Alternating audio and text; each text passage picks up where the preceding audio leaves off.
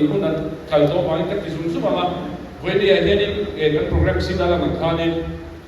cái ngày của hôm của số có sẽ hiện là cái cái mắt soi cái thủ cái định là lại để cái role của cái cái team của nó thì lại cái khai thì khai hay với cái program xin cái khai cái mà cái post ra cái rồi thì apun lo veo cái có thì cái cái hôm tôi tôi chỉ là mà rồi cho đi hiện là cái thì cái cái chỗ nào cho đi thì cái rồi post cái này là cho nên cái số itu cho cái license course cái tiếng gì mà tiếng là chỉ phía trên mà cái tu level à với là cái số phía tu đó nó support thế nào practical cái line Mizoram mà cái Mizoram football team cuma cái tiếng zo mà thì rồi số phía cái tu mình thì lại khác để cái số này tôi mình chuan cái thì sâu dùng số mà thì với này hiện coach local form thế thì cái mà đi anh ta cho Mizoram coach sẽ phải dùng cái gì đó anh cái tiếng chuyện này anh cái thổ chuyện gì đó thì cái mà đi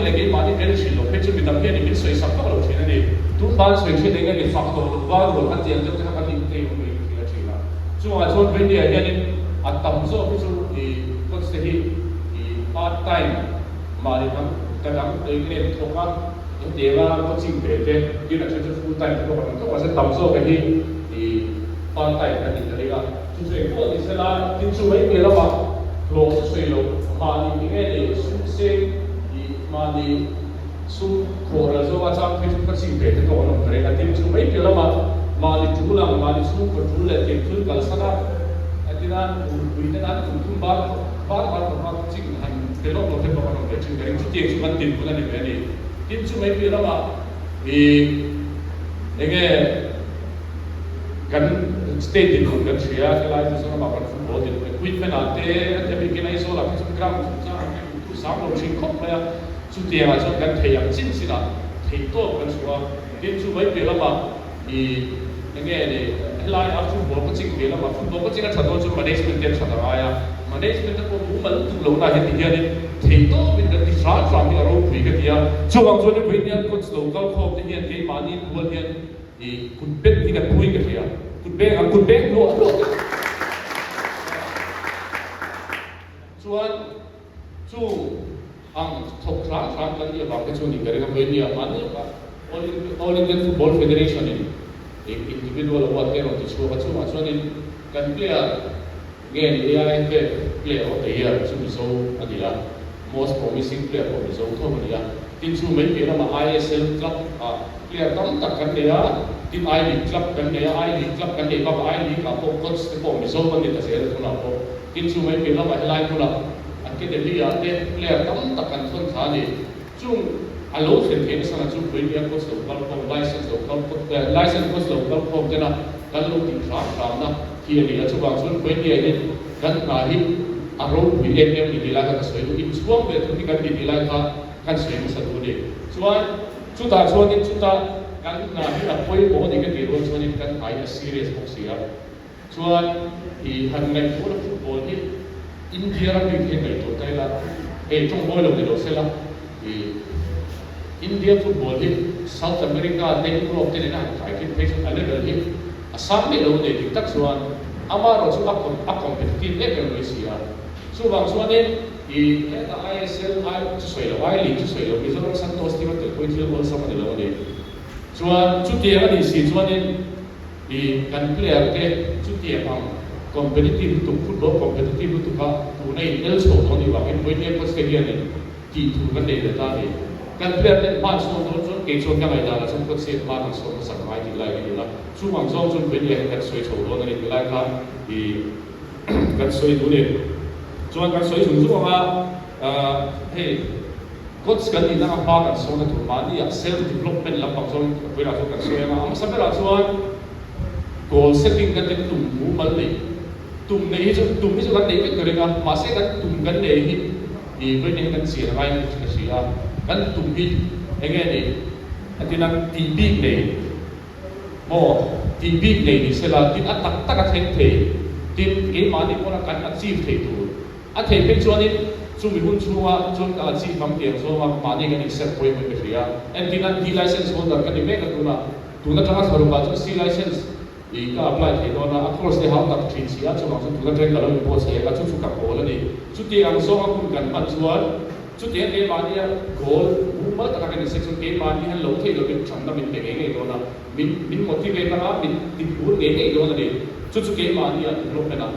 cái mà đi mình develop là thua đó là point một tập hành anh đi lại ha thì cần suy đoán cho anh bạn đi na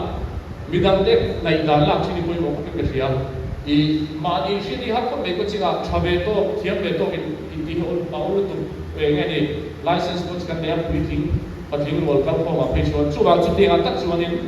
có chính là hiện gần rip zone thế một cái mình nghe đi gần phiên chiến zone cái mà đi mình chiến cũng thế là mình cũng đã có chính là hiện anh tiền chiến cái gì thì lại số con chú đi quay mình cái gì à chú lại chú anh chú mình cái số con nào chú cái mà đi à anh nghe đi cái sạc lượng lại thế cái sạc lại cái phiên thì bảo chỉ là ít sạc lại phiên đó thì ít sạc lượng lại phiên chiến zone nó mà nó sát cái nang mai in shit sin chuan a son na turin nei lai i chak na lai mang thang kai turin na sa takin i be he ni lai tha ka sei chu chuanin coach kan ina pila ma machine na kan ina shi wa to na sa takin bin ki ma son he ni ka soi ta man he lo ka soi fi lo me a to de ni ka soi fi cho ma chuan a do le self awareness self reflection te mo ti dai la machine da sa la ka ni chuanin kan sa sam sei zong te kan pun zong ni a chi na ka ti che ha ni football ko chinga ko he ni mani le mani kan in chili poi mani mani shimbi rawa ngasina ka soita kan chabe to a tun ma tan coaching kalok ti to lo ma tinga enge ni ka tinga kalhi um be the ni tongoi lo ti lo sela chu tinga ta chu ni mani kan in so sila poi mo ti chu ka coaching ki thato ke ka coaching hian tu lai ko ve football coaching a pol pha ke ka coaching he ka coaching ki ka player ki sa ta thin tu din ni coaching a pe ki ki mani a lu so thi dai la chu tinga anh em nhìn số các trang cần share chuan cái mà đi à chỉ là cái sợi pha cần sắp lại à cần sắp lại cần băng trong vai à cần sắp lại cái xem thế chuan cái mà đi à coach cần đi làm gì đó mà machine nào bộ mình thì mất số thế này chuan là đồ để chuan nên bidang te trong cái gì thì lại cái point một thì hay đi mình số coach thế nào trong mỗi lúc sẽ cần club xong cái gì à mizo cái này mizo bị pass chỉ mà hiện con sẽ cần đi chung rồi anh đi ăn chung có vài na chơi nó bao thế cần thứ gì đâu có số tu tu thì nó mặc cần tổ mai về chơi này hay đi cần cái mà cần tầm xe đâu đi cái chơi nào hệ thống football có chỉ là đi cái rồi cho cần tận sang lại cái gì à thì nó cái này xe ha thì cái cái đâu cái xe tao cho cái xe đâu cái này cái con cái xe về thì nó đi con cho xe đâu cái này bao thế chung à cho nên KDI license they sang so cái experience they lo so cái experience they so cái no bằng so license they so có được sẽ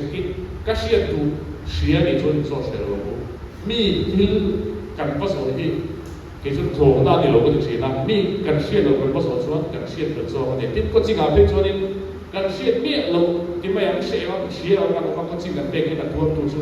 kan player tele cái mà đi mình đi lại đi team Mizoram football pun nak terus sulai su betul boleh lokal pun kita baik boleh team cuba kadang lah cuman ni di tu team bah cuman ni leka pute internet ada tiang jansin kan pakai waktu cuman kan cu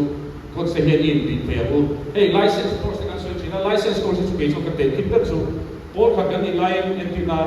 di kan sistem tu dan pahat berpon cuba ini di sistem China hey tak ada number tam sát hạt lệ sát hạt được không có tiền siêu tụ cho game mà đi hiện cái điện thoại về ai chỉ nằm tức chết là football là không anh level sát ai cho số cái tụ cho game mà đi hiện thì tôi phải lại license course cho ai đi mình để đó thì ai đi mình để trong khả năng game mà đi hiện nên về tổ chức cái duty đi lại cái khác cho tại là chú mà cái này sẽ phải phát cho game mà đi hiện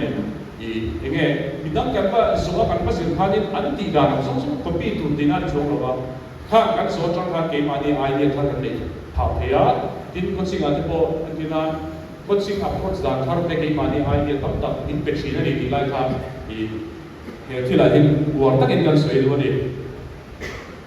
chuan self care mani ulu chung chang ni ek tournament po ni sela ek level po ni se coaching player pon ek coach sang pon dia free anoma tournament ni to chuan coach se he pressure stress yo lo thei lo wa chu football ila ken tel tin coach se kan ta hian nghe đi lúc này nó tên lộ nó tên hình đi nghe chiếc sao chút tiền ông thì lúc chúng ta nói cái cái là bằng với những lúc không thể cái mà đi gần như lúc cần tập sa cần này của này cần tìm cái sẽ đi quay quay cái này số lại số thì với những cái lúc không thể như này kan ai thoi ko kan tam set i chuti am nei thing tu chu ke mani te ko kan ta ko be set te ko angai nei the atin kan ei nei te kan nge ni kan ut te ko player te kan sin sin am chi han ke ma ka ye chi chi a dia te ki te the lo pai la i kan ke mani kan ni kha ai chu chu ve ni hin ka thil soi hi awan football lo ko le te ko kan ti bai te ama lo chu ka soi lo chu he pa thiam za la kum som ti ton ye kun da te ka thoi kan oma nam tam te kan tho ku ye tin coach to thing te an san sin te kan so a tin ta te ta ko kan sian hian he ta ground na coaching jil dang lam le ti ro mi ta kan ti ba ni so lo he te te he ke a tu na kan soi te te a an lo ti sang sang na ba ko ti ni chi ti lai ni i we ne lo ka kom te chi lo ka kwa chu bang chuan ni e tin an hei su le ko chung chang te ka soi lu chu tu e nge ni su le pe sila su ku vai su ka ti lo chi ma we ne a ma ro chu a bu le bu ni ka che ta ai ka sia kan training don fa nge mo kan player te fa nge mo kan match te don ba ma kan in su te a sa ni ka sia a mal so ni ka sia chu lai te chu kan ngai to zui ta i kan soi tel zoi ni chu chuan thil thar zir tu na ma ni in zir zel tu na helai hi apoi mo khatung ke sa tungin learning never ends an tiam deuh khani ta i etlai hanin kan soi to chu coach te hianin kan in zir thata kan in prepare tha po le kan player ta so ni lo ke mani ta ni lai kan chen angai ni sia hei kan sia na football te pe chu thil kha le kan ya at ta te pe chu in khak na sa ni tin em euro le euro ma sa ta khan nei to ta wala football hi an khel na ha danglam chu tiang man pha she be to chu ke mani hi ni zir ai chu chu apoi mo chu tianga enge ni mani ya thil thar zir tu na kan ne ya enge ni ti chin tu na kan nei te tin chu mai pe lama enge ni coach dang te kan coach tu te atama dang lam bi a tha zo en ka di na ni chu kan dang lam bi ngam hi poi me ka na ki na chu lama lo chung chang ni kan soi no ni ka ria kha hu na te ko ka ni i kan soi lo chu he enge ni tu na ke ma ni ni na thil kan zir pe ya thil thar chi tu na kan nei ko chon ke ma ni kan ku na asa nge do na tin bida ma thangin midang te sam na ke ma de lo chu tin coaching ta shi ya sa ko ma chu chuan de ki na po de ki na exam coach chuan de lak china ti ko min tha su ta ka chu ting chu kan ve ta ne ma ro chu ni ti sa min ko ti ngai lo ba he na poi se ta ka soi ke na chu tu na ke ma de na kan se ti ngai ni he a soi na ti kan ti he ngai ni ti ve de lo ka ko te kan sa ko cheu ni chuan ini so pa ang tua ini kamang lai to wa o i ro kan ro chung cha kha ama sagara so i so man bo dia ne to i organize planning kan di in buat se ka cha ne hi ko se na ban ni tu ni ei hi su kan shie ke shie ko singa ko ban sin chi na hei hat ta ka ti hi poi mai ke ya result te trong moi lo de lo se la i poi na chu ke ma ni le ke ma ni ke ni ko ka soi lo to na planning a hi kan ni ama di tik tak chon planning han ti hen session plan sia mo mga match day plan te khan thara mga chuwa chu kan thara ai tak se chula ya choni i coach se hian hoina kai na china ka soita kan in boat sai that po le kan player te ta ai ma chu ke ma ni ta ni ani tele ni lai hi kan drill ro se chuan ka soi do chu kan player te hi han ngai tu na nang ni pe chon ke ai ni shet chin kare ha thing tlang so kholo ma thangin ne king ung kong seng an bi le tu le pa ten kan academy a ne on ta ni he ta sa ta chen ti he tu chu ta chu ke ni he kan lo ki be be ke chieng lo ke ni chu lai chu se chi yo chu ke we na ko so pa ko te hian chu bang chon thei to lo chu ko ya ta la thei to ko lo in ko sai hi kan ti tu ni da chu be ma ni ta ko tha ni lai ka kan soi wa chuan i session plan chu cha ki ko te soi lo chu kan session plan siam chi la hian ni soi va ka cha ma chu lo ma i kan player te hian tinan technique te skill te technique te kan sil ti chu na i apoi ko ti kan player ten eng ti khu na le kan pan don khoi khu na me ga kan kil se kan pan don eng wang mang tu nge kan ni an ing lai bel bo re hian she ta bai ke chu bang choni chu lai ka soi thang chun planning poi ko se chu i kan she ti ka ringa hu nom se soi nge ka cha ko be lai ni an next kan kalama holistic development mizo ring da thiam chi lo ba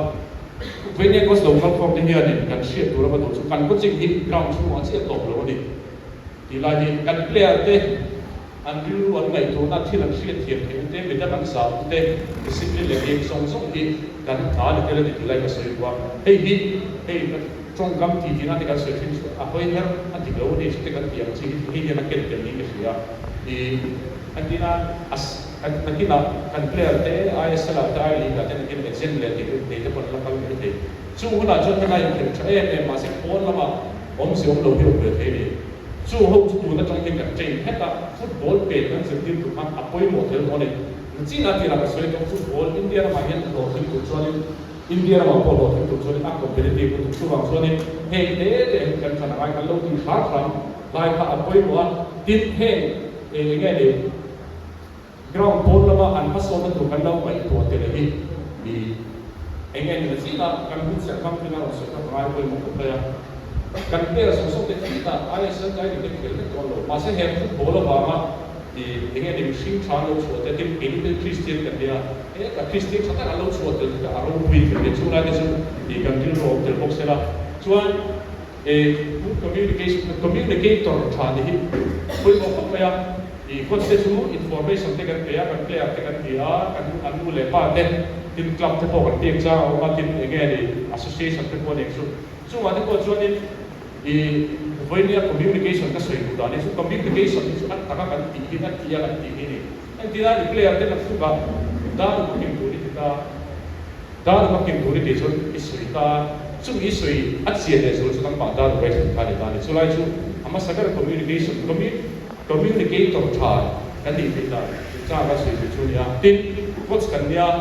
i kan player te coach kan ni kim ni kan thil ti da ni at ti ka ni chaber big chong lawa chu bang chon ka player te ka tho pi te i kan physio te po ne kan fitment te po ne ngai kha kun thua soi ben thin ta kan phala ai ni chu lai chon ke ma ni sa ta ki ma so kan pe ge to na tin soi ka tin to mai te ka man ko da ben to i communication chung sa ma he ma hun le hun kan fiat ya koi mo te ko kan tin na ka player ko tin he ma ngi ne thil ki so la lo ne ya player kan ka shi lai hau ke kan si te mo ka ti si ka na hun le hun te kan fiat shi kan fiat te mai ka shi ya tin i trong kam fiat bi communicator cha ni le lo ni lai na soi ko tin ka ngai koi mo le chu tun lai ko se tun lai license ko se kan ngai koi mo to ka chu eng kim a hin kan thil soi ka bi kin training na le next day related kan i pheng so ni toi fel fai kim si chiat thiam lo chiat si ama kan soi thiam ti koi mo nam ni koi ni garing bi kan a pu to soi na chu bi song tu ma pe to chon kan lai cha pe lo player kan ni lai ko stand in din ti ra an soi nek chu lai lu na an lu na chu ba pe ni chu bang so ni toi fel fai chiat thiam lo akan soi ai ama ro chu tiang tu chuan na chi na kan soi tho kan planning a kan ka tho ni bo se ta hai ti la kan soi le wa chuan e kan player ta ko theo ni ti nga project ko ti la hi apoi mai ka sia kan player te hi e machine be tho on ya har sa na lo na te te kha ni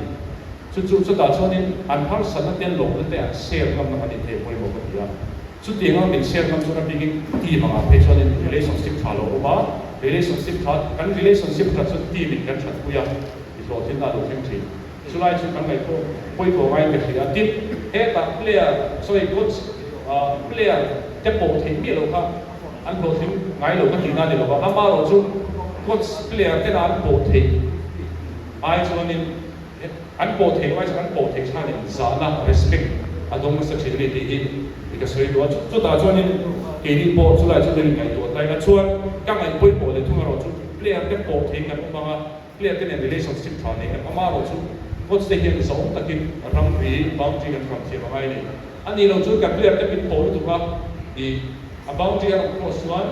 thi la poi shi a chan chu pe ni an ti na ti lo tu ri lo ti tu chu na tu ka train ti pe le mai la ka tu ka i tu ai le mai chu ma chu khala kan ram ri kan from thia ro chu a poi mo ko pang ti lai ka kan soi le chuan a to pera ei logo pali hi tu peringa Virginia local com license ko local com te so khoi bu la po ko ching kan pe mo in khel kan na mo kan thil ti na him hima khi logo khi bi logo pali hi kan represent to en tiran club nei la kan ni kan club logo ha an bi tha tai la ka chong du da i ko ching pe da i ko sak da sim khan khi bi a represent to ni la ka kan chen a chu wang chuan kan kun phung sim te kan ko sak tu da le ka ti kan proprietary license lo nei kan ni to wang khan kan ul khangai ni la ka kan soi le chuan zona le sana lu chu ti lo me la to e ku na ka to si a to pe ka se chu thane mai na tel ri ta ko ni to lo wa i na chi na ti ka se khani we ne ko so ka ko te hi kan player te khen phap lo khen ti te tu ban ni chu chu sa ta khen ti te tu man de chu mi ro chuan tu na kan chu mi ka ti te tu ta chu ka ni develop pas ka nga ya ti te kan so ya ti kan ro tu kan so ya kha song song kha an mai ko le tu la poi sa pe mai ka ko lo vi ke ai ma how ta ko lo vi ke chu chu kan ti pe lo ai ka ta ni chu lai chu ma ni ya ai tu de ti la ka kan so wa chuan a to pe ra ka so le lo chu i kan hu ta de kan so ta de chu ko sport minister ko do na ni hen bin on ti zo sa bin on ti tu sa the ri lo wa poi sa sa ko lo de se ti zo ma ti bor ba ma tu the tu chu nang le ti hi ka ti ta hi the ke lo ti la ka kan so lu ni o ka ti so ka de lo se lo me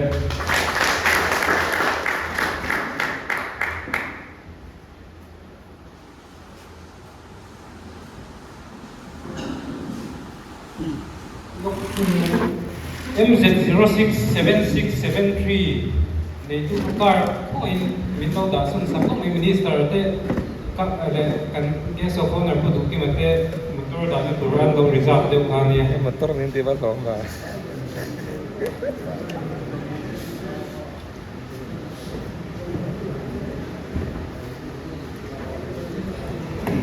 Halo. Oleh program Dewi juga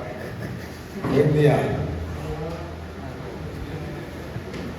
pun catat dengan kan sekarang itu maksudnya cuma apa kan soalnya kan sebar tanah lo itu lampang song cilen dia tu macam mana cakap lagi itu thar leila cai bersih jual kan program ini kan khak tu orang itu lah kayak mati yang lawan dia